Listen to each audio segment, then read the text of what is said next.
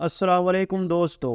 نیولا، جسے راسو نیولا بھی کہا جاتا ہے، انگلش میں اس کو منگوس بھی کہتے ہیں۔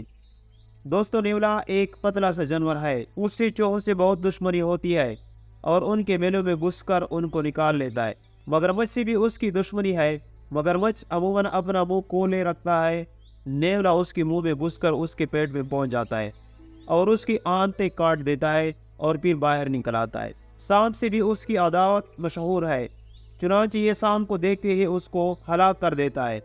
نیولا جب کبھی بیمار ہوتا ہے تو مرغی کے انڈے کھا کر شفا یاب ہو جاتا ہے۔ دوستو، ہمارے اندر ایک کہاوت مشہور ہے کہ نیولا اور سانپ کی بہت بڑی دشمنی ہوتی ہے۔ دوستو، اگر آپ لوگوں نے ابھی تک شمشاد ٹی وی کو سبسکرائب نہیں کیا تو کائنڈلی ہمارے موٹیویشن کے لیے ہمارے چینل کو ضرور سبسکرائب کریں۔ شکریہ۔ نیولا کوبرے سانپ کو کس طرح شکست دیتا ہے؟ نیولا ایک دودھ پلانے والا جانور ہے۔ یہ کوبرا اور دوسرے زہریلے سانپ کو ہلاک کرنے کے لیے مشہور ہے۔ یہ پلک جھپکنے سے بھی پہلے تیز حملہ کرتا ہے۔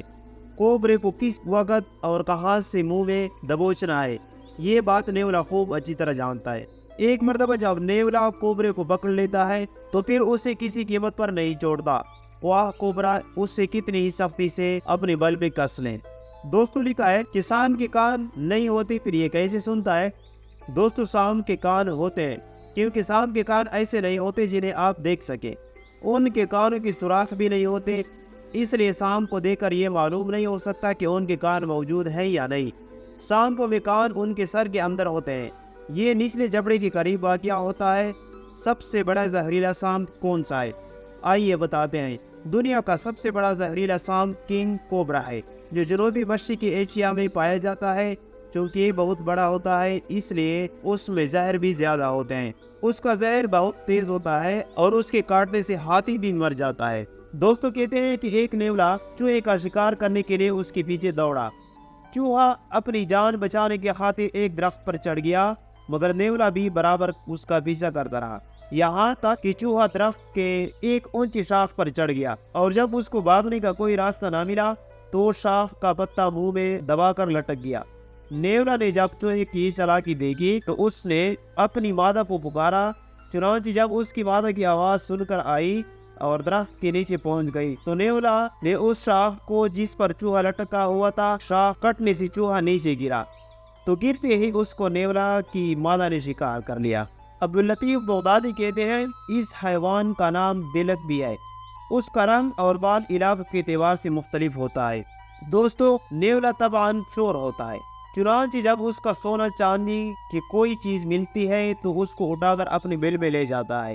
یہ ذہین بھی ہوتا ہے، چنانچہ مذکور ہے کہ ایک شخص نے نیولا کا ایک بڑا بچہ پکڑ لیا اور اس کے پنجرے میں بند کر کے ایک ایسی جگہ رکھ دیا جہاں سے اس کی ماں کو دیکھ سکے۔ چنانچہ جب ماں نے اپنے بچے کو پنجرے میں بند کرنے دیکھا تو اپنے بل میں گئی اور 1 دینار لے کر آئی اور اس کو پنجرے کے پاس رکھ دیا، گویا یہ اس کے بچے کی رہائی کا فدیہ تھا، اور رہائی کا انتظار کرنے لگی، مگر اس شخص نے پنجرہ نہیں کھولا۔ کچھ دیر بعد انتظار کر کے وہ پھر اپنے بل میں گئی اور ایک دوسرا دینار لا کر پہلے دینار کے برابر رکھ دیا اور پھر انتظار کرنے لگی، پھر 5 دینار لا کر جمع کر دیے، بار بار ایک دینار لے کر آئی، اسی طرح دینار 5 ہو گئے، مگر اس پر بھی اس کا بچہ رہا نہ ہوا، تو وہ پھر اپنے بل میں گئی اور ایک خالی تیلی لا کر ان 5 دیناروں کے پاس رکھ دی۔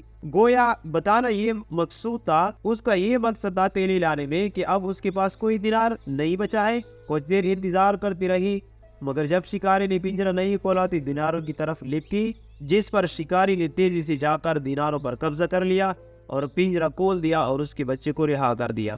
دوستو، نیولے کے طبی فوائد کیا ہے؟ محققین کہتے ہیں کہ اس کے ماؤس کو بطور سرما استعمال کرنے سے آنکھوں کی دھند ختم ہو جاتی ہے۔